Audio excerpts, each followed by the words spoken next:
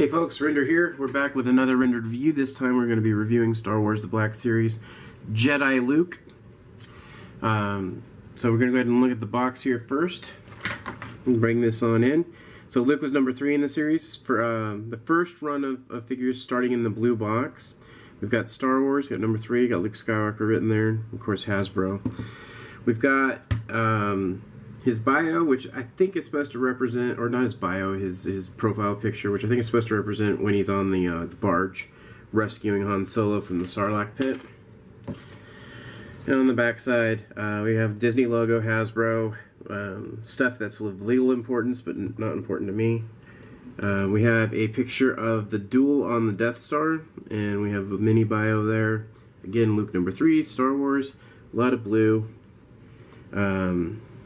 Highlighted borders and stuff like that. So that's the box. We're going to go ahead and set that aside. And here is Luke. Which I think is a good figure. A couple things to note. This is a different head sculpt.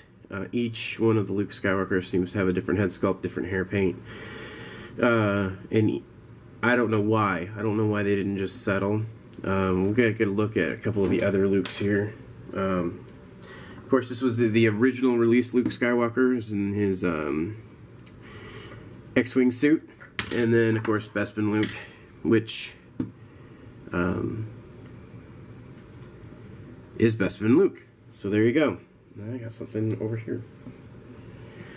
In all 3 cases, clearly they couldn't decide on hair paint, I guess. I don't know that his hair changed all that much between the 3 movies, so I don't know why they had to change the palette in regards to that. Go figure. I think that Bespin Luke had the better sculpt of head than all the others, but that's just me. We'll get these guys out of the way here. And we'll take a closer look at Luke himself. So we'll bring him up close, and there's his face. It does have a little bit of paint for the eyes, and of course his brown hair.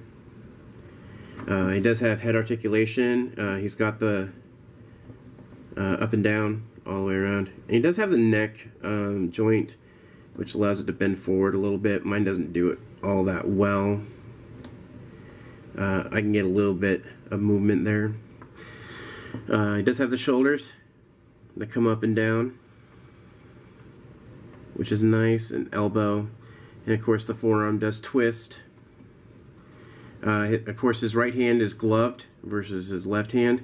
I think had they taken the extra time, one of the things they could have done, which I think would have been nice, is making the hand come off so that it's not just a black hand. You could have had a regular hand, or even one that had some battle damage based on the movie. I think that would have been cool. I think it would have been a nice little addition or a nod to the collectors out there. He does come with his lightsaber and a belt. And the belt kind of has to move a little bit depending on how you want to do things articulation-wise. He does have some bend in the chest, or just kind of at the upper torso.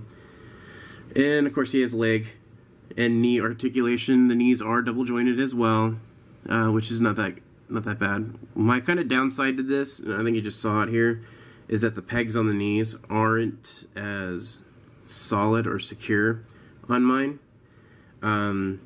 Considering it's a collector's line, I think they should have watched out for some of these. I have Stormtroopers that have the exact same issue. It was actually really irksome to me to spend 20 bucks on a figure just to have the knees not work as well as I would like them. Of course, I think it's irksome to pay $20 for a figure, and when you bend both the knee joints, it looks like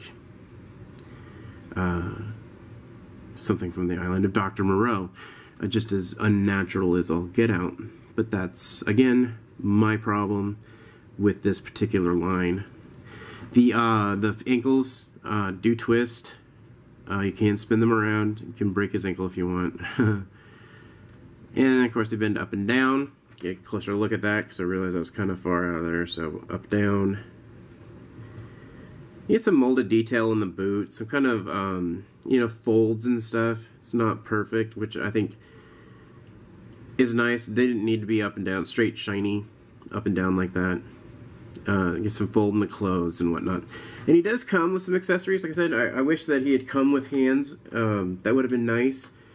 He does come with his lightsaber, and his lightsaber does hook onto his belt. I'll get a look at that here. Bring it up close. A little too close. And the lightsaber has some paint on it. There's, of course, the brassy color for the at the top for the emitter matrix. I think that they kind of didn't get that exactly right, because the larger portion of the emitter wasn't as brassy, but along the neck was far more brassy. And kind of a good example of that, I'll bring it out here. This is the version of the lightsaber that came with R2-D2. So you can see, let's see if we can get a little closer in on that.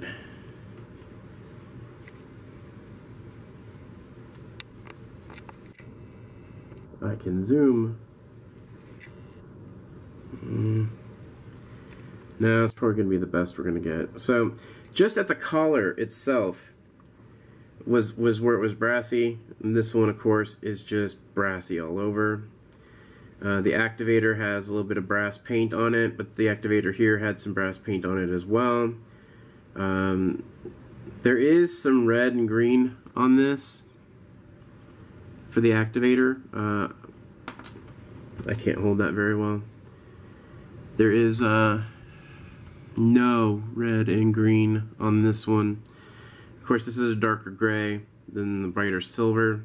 I don't mind the darker gray. I think it kind of gives it more of that weathered look. And let's face it, that lightsaber looked like it was beat up when he made it. So I don't think it had to look absolutely new.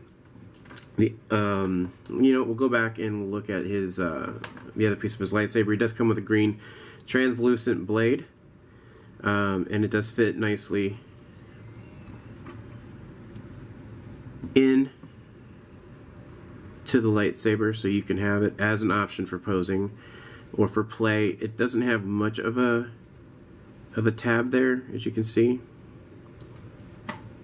Get it up there, but it's enough, and it's a tight fit, so that definitely is a plus in my opinion. We'll set that aside. He does come with a removable chest piece, because just like in the movie, it was a full, he had it all buttoned up at one point, and then of course at another point he had it buttoned down for the duel. These just fit in with pegs, and you can see the pegs there, and of course peg holes there. This part is molded in, whereas the rest of this has a little bit of a cutout, and that's because when you bring over the second piece of the chest, the folded out piece, it fits in. It fits in. I can plug stuff in today. There you go. It fits in a little bit better, and it meets up with the mold nicely. So, you know, and depending on how you wanna pose this figure, if you're just gonna do what I do, putting them on a shelf, collecting them. If you want them in the duel mode, you can do that. Have them dueling Vader, definitely by all means. You get a little bit more movie accurate there. And of course the gloved hand fits in really nice with that, so there you go. I do like this particular Luke. I said it'd be nice if they just kept some continuity between the heads. Even if they changed the heads a little bit, some continuity in the paint apps for the hair would go a long way, because it does look kind of weird, and it can be kind of distracting to see all these shades of brown between his hairstyles and stuff. So, but hey, you know what? I am gonna get what I get. So, like I said, the major thing, if I'm gonna be upset about anything, it's gonna be the knee joints on this. Whenever I get around to doing the Stormtrooper review, you'll see what I mean as far as the knee joints. I think that I don't even care that they're double jointed, or you know, there's got a double joint there. What I care about is that my legs don't fall off when I try to bend them. I think that's the takeaway from that. All in all, it's a good figure. I like it. Jedi Luke was one of my personal. Jedi in general is one of my personal favorite Star Wars movies, so having a representation of Luke albeit not as perfect as I would like it. It's still better than not having a representation whatsoever. So kudos to Hasbro on that. And definitely be on the lookout for this guy if you can. I picked mine up at a local comic book shop, Titan Moon. I'm going to put a link to their Facebook in the description below. Check them out because they're actually a really cool comic book store. I really dig going over there and talking with those guys.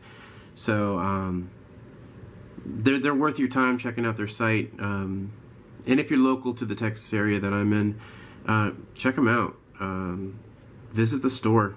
You know, you're definitely not going to be disappointed going there. They do a lot of different things, gaming and comics and stuff. So kind of going to give a nod and a shout out to them. And a big thanks for helping me find some of the more harder to find Star Wars figures. So don't forget to subscribe. Don't forget to comment. Don't forget to rate. Let me know what I'm doing right. Let me know what I'm doing wrong. Let me know what you want to see. If there's a specific Star Wars figure that you want me to review, tell me. I'll be happy to do it. And if there is any questions you have regarding the figures I have reviewed, put them in the comment section and let me know. That being said, this is my Star Wars Black Series review of Luke Skywalker, Jedi Knight.